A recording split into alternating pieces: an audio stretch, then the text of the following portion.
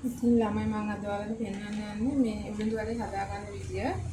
මුලින්ම මේ තරාදිය අරගෙන අපි සාමාන්‍යයෙන් පිටි ග්‍රෑම් 500කින් වගේ තමයි මම හදන්නේ.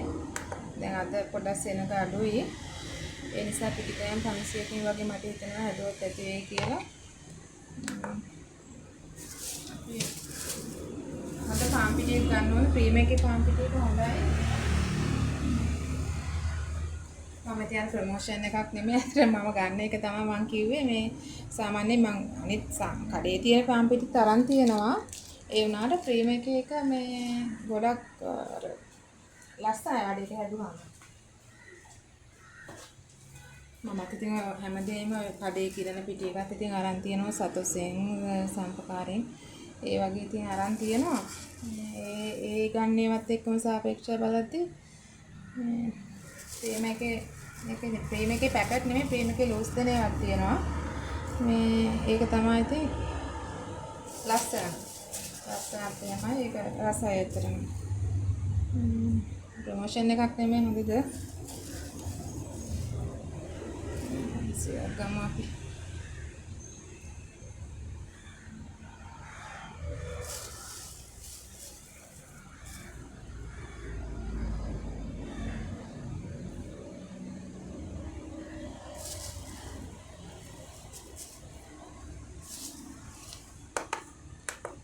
ඒක හැම ගත්තා ඊට පස්සේදී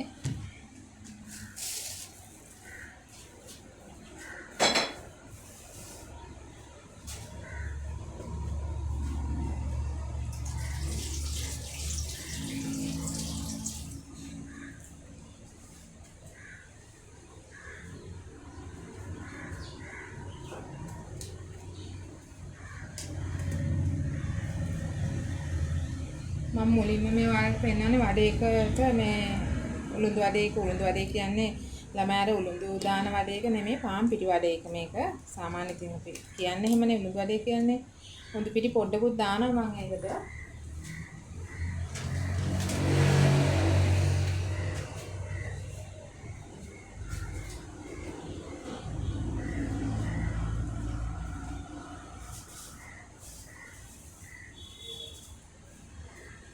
සාමාන්‍යයෙන් උඩු පිටිත් මේ පිටි එක තමයි දාන්නේ මේකෙන් අර කෝප්පේ තමයි ග්‍රෑම් 500කටනේ 500කට මේ කෝප්පේ මේ වගේ ප්‍රමාණයක් මේ දානවා මේ පොඩිම කප් එක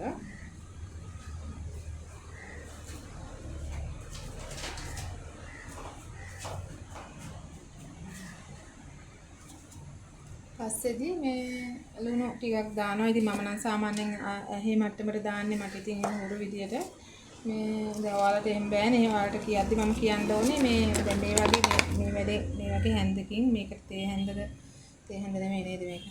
තේ හැන්ද මේ වගේ පොඩි හැන්දකින් සාමාන්‍යයෙන් මේ වගේ ප්‍රමාණයක් පාන් පිටි 500කට ළමයි මම මේ කියන්නේ. මේ එහෙම එකමාරක් වගේ දා ගන්නවා.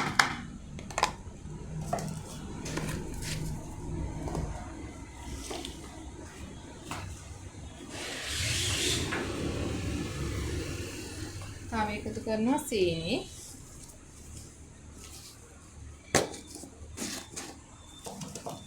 සීනිත් ඒ හැන්දෙන්ම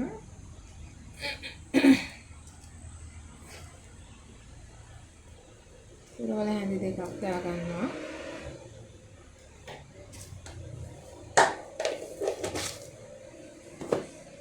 ඊට පස්සේ එකතු කර ගන්නවා.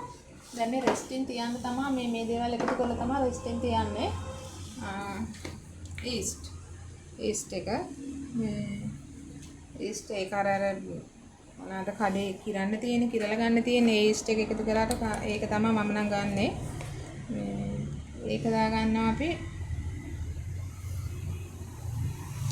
ඒ හැන්දෙන්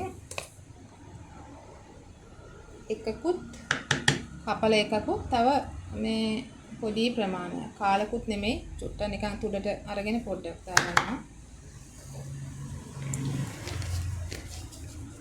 කාලය ළමයි මෙහෙම කාලේ වැඩිපුර තියෙනවා නම් මේ පොඩ්ඩක් හැන්දක් එකතු කරත් ඇති. එහෙම නැත්නම් කාලේ අපිට වැඩිපුර අපිට දැන් ඉක්මනටම මේක මේ හදා ගන්න ඕන නම් අපි මේ තව පොඩ්ඩක් අර මම කියපු දෙවෙනි සැරේට එකතු කරපු පොඩ්ඩ ඒ පොඩ්ඩකුත් දැම්ම නම් ඇති. දැන් ඊට පස්සේ මේ මිශ්‍රණය එහෙම කරලා අපි මේකට දාගන්නේ මේ ඇඟිල්ල දාන්න පුළුවන් මද රස්නේ වතුර. ඒ කියන්නේ ගොඩාක්ම රස්නේ නෙමෙයි.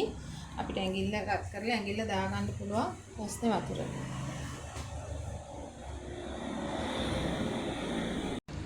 හරි ළමයි මගේ වතුර එක හරි. දැන් අපි ඒකෙන් ටික ටික දාගෙන තමයි මේක මික්ස් කරන්නේ. මම ඒ වලට පෙන්නන්න ඕනේ හින්දා මේ විදිහට වතුර ටිකක් දාගන්න.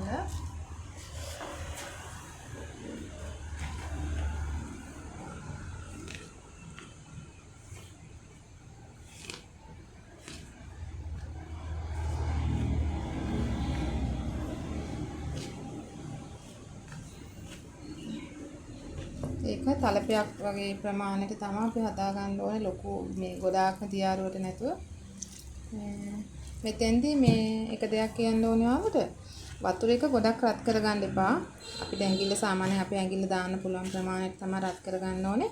මොකද ගොඩක් රත් කරොත් මේ අපිට මේක වඩේක හැදුනහම වතුර එක ගොඩක් වුණ වෙලා වැඩි වුණොත් එහෙම මේ වඩේක තෙල් උරන්න බලනවා වඩේකට.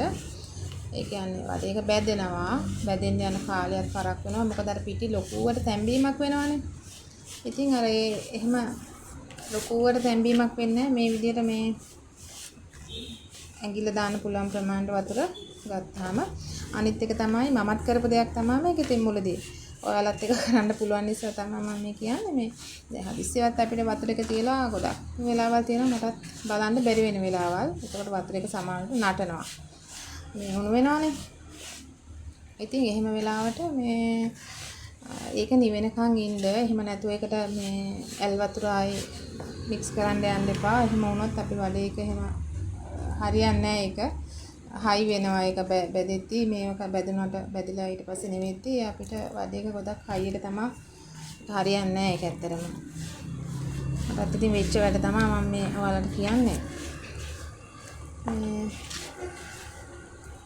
හොඳට ඉතින් මික්ස් කරගන්න ඕනේ.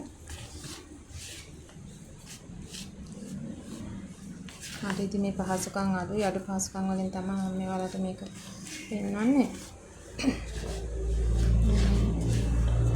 මේක අද මම ටිකයි හදන්නේ මේ පිටි ග්‍රෑම් 500කින්. ඔය දැන් අර උඳු පිටි කියන්නේ හරිස්චන්ද්‍රගේ මේ තෝස පිටියක උනත් කමක් නැහැ. මම නම් ගත්ත තෝස පිටියක මම තෝස වලට ගෙනත් තිබ්බ නිසා. එහෙම නැත්නම් උඳු පිටියකිනුත් අර මම පෙන්න ප්‍රමාණය වගේ කප් එකකින් කාලක් භාගයක් කාලක් දාගත්තත් ඇති. කප් එකම දාන්න පුළුවන් නම් ඉතින් හොඳයි. ඉතින් මෙහෙමනේ අපි බිස්නස් එකකට මේක කරන්නේ. ඉතින් අපි අර එහෙම වෙලාවට ඒ වගේ දේවලුත් බලන්න ඕනේ. දැන් අපිට එහෙම නැතුව මේ තනිකර උඳු වලින් උඳු වඩේ හදන්න පුළුවන්. ඉතින් එතකොට අපි වඩයක් අපි දෙන කොස්ට් එක බලන්න එපා අපිට යන ගාන. අපි සාමාන්‍යයෙන් අපි වඩයක් මම මේ එහෙම හදන වඩ එකක් මම සම්බෝල දාලා එහෙම දෙන්නේ රුපියල් 20ක මුදලකට.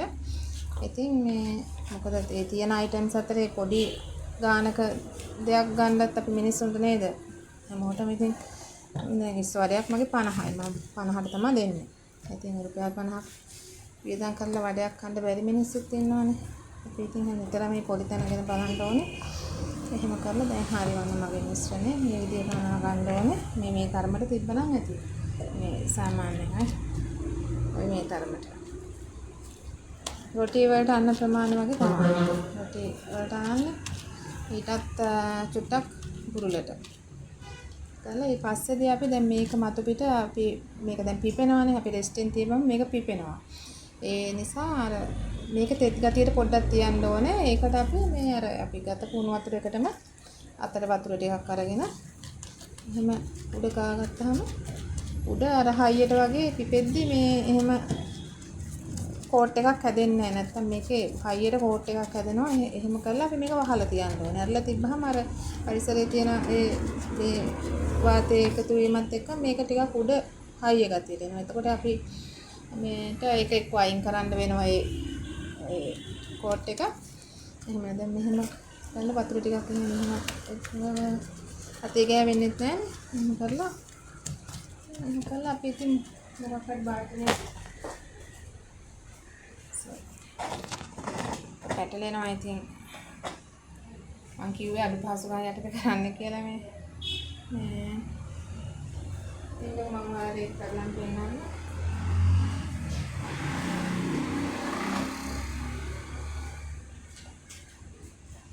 වාචනේ අපි මෙහෙම වහලා පැය භාගයක් තිබ්බනම් ඇති. ඉතින් අපි දාපු ඒස් ප්‍රමාණය අනුව අපි මේක පැය භාගයක් තියන්න ඕනේ. ඉතින් ටෙස්ටිං තියලා මේ තියන්නේ තියෙන්නේ. ඊට පස්සේ අපි බලමු පැය භාගයක් පස්සේ කොහොමද කියලා.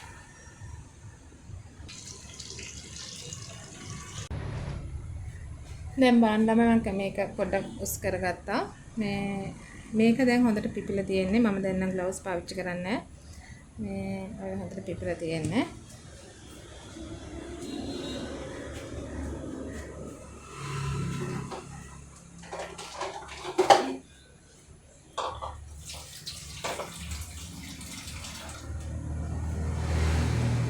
මේ වගේ වාචනයකට මම තව වතුර ටිකක් ගන්නවා. මේක අපිට අතේ ඇලෙන්නේ නැති වෙන විදිහට මේ කරගන්න ඕනේ.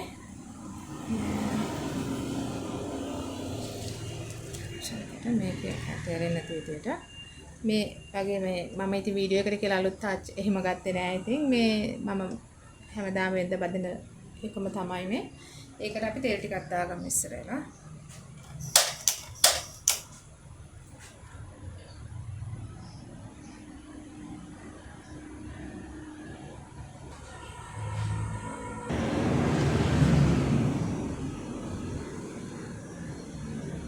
මේකට අපි තෙල් ටිකක් දාගමු.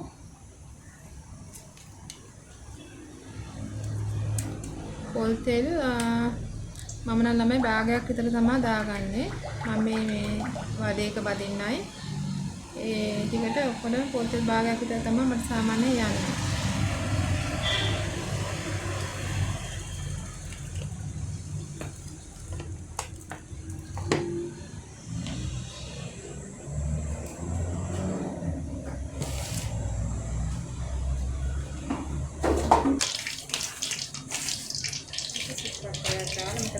පත්‍ර දාන්න හොඳ නෑනේ. සකයන් දාන්න නිසා පත්‍ර දාලා ඔතෙන් තමයි හරියට දාන්නේ.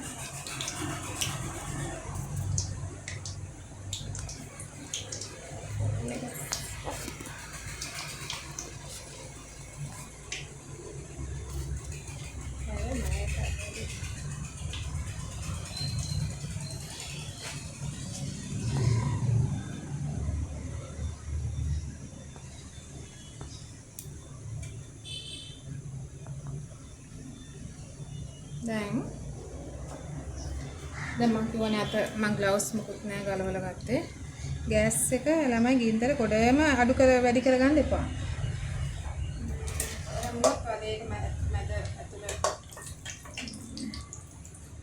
මේ වෙන්න මේ තැම්බෙන්න බලන්නේ කර වෙන්න බලන මිසක් වටේ මෙහෙම අතේ වතුර අත් දෙකේ දා ගන්න ඕනේ. මෙහෙම අතට ගත්තා.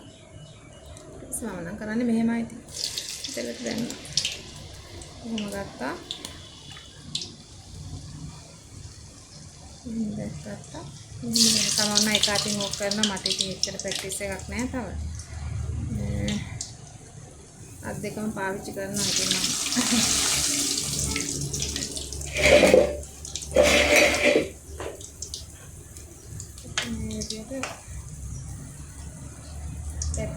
තෙල් ටිකක් රත් වෙලානේ තිබ්බේ. තෙල් ටික ගාන්න තියෙන්න ඕනේ. විතර මත තෙමා ගන්න ඕනේ.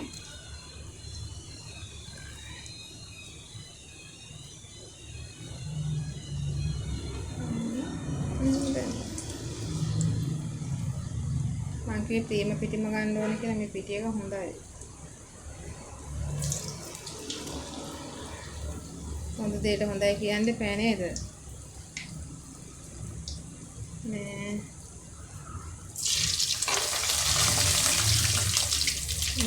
විදිහට ලස්සන පාට වෙනකම්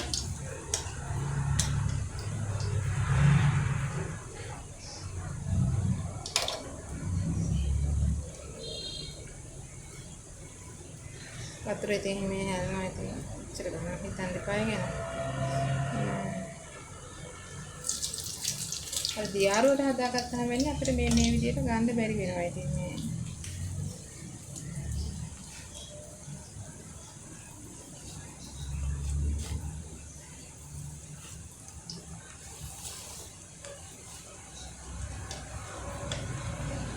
දැන් හරවන්නේ පැත්තක් බැලුවම අපි අනිත් පැත්ත හරවන්නේ.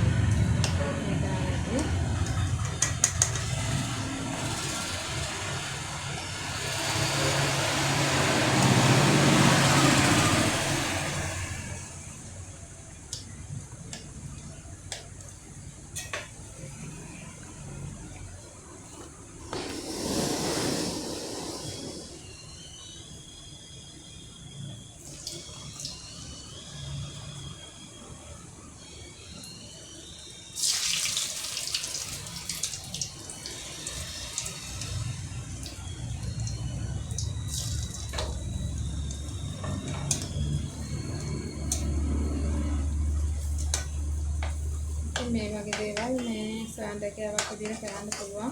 ගොඩක් ලොකු කොස්ට් එකක් යන්නේ මේකට. මේකට සම්බෝල දෙකක් හදන්න පුළුවන්. අර කහ සම්බෝලේ කොච්චි දාලා තෝසෙ වලට හදන වගේ පොල් සම්බෝලේ. හැබැයි කොච්චි හොඳට සැරට දාලා හදන්න ඕනේ රසට. මේ අනිත් එක තමයි ලුණු දාලා මේ පොනිස්සු දාලා හදන සම්බෝලයක් තියෙනවා. මම ගොඩක් දුරට හදන එක තමයි.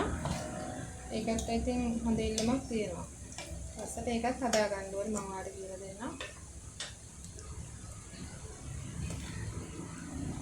දැන් ඉතින් බලන්න මට පල්ලෙන් කමෙන්ට් කරන්න මේ වගේ දේවල් සඳකයාවක් විදියට හරි ගෙදරට එහෙම කරන අය ඉන්නවා නම් මේ ඇත්තටම හරි සතුටුයි. එහෙම කෙනෙක්ට මේ වීඩියෝ එක හම්බ වුණොත් මට පොඩ්ඩක් යටින් චූටි අකුරක් දෙකක් ලියලා යන්න අමතක කරන්න එපා. ආදරෙන් ඉල්ලනවා.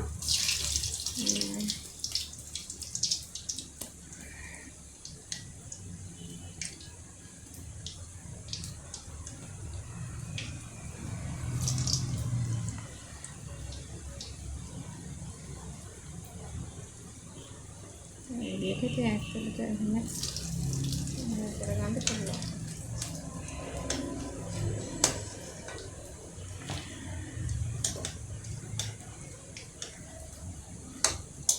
තෙල් එකත් හොඳ තෙල් එකක් වෙන්න ඕනේ. අර සමහර තෙල් තියෙනවානේ මුඩු ගඳ එනවා. එහෙන් බෑතන මේ වගේ කෑම හදද්දි මේ වගේ දේවල් වඩ වුණත් හදද්දි එම වෙන්න බෑ. තෙල් එක විශේෂයෙන්ම හොඳට තියෙන්න ඕනේ. සමහර තෙල් තියෙනවා අර පොඟන එක කෑම වලට නිකන් තෙල් උරා ගන්න එක. එහෙන් බෑ ඉතින් හැම දෙයක් ගැනම සැලකිලිමත් වෙන්න ඕනේ. මෙහෙම ගත්තානේ. එච්චර කරන්න ඕනෙත් නෑ. මෙහෙම කරා. මෙහෙම ඇඟිල්ල දෙමලා මෙහෙම ඇඟිල්ල මෙහෙම කරා ඉතින් ඒක කොහොම දාන්න තමයි තියෙන්නේ. පුරුදු වෙනකන් චුට්ටක්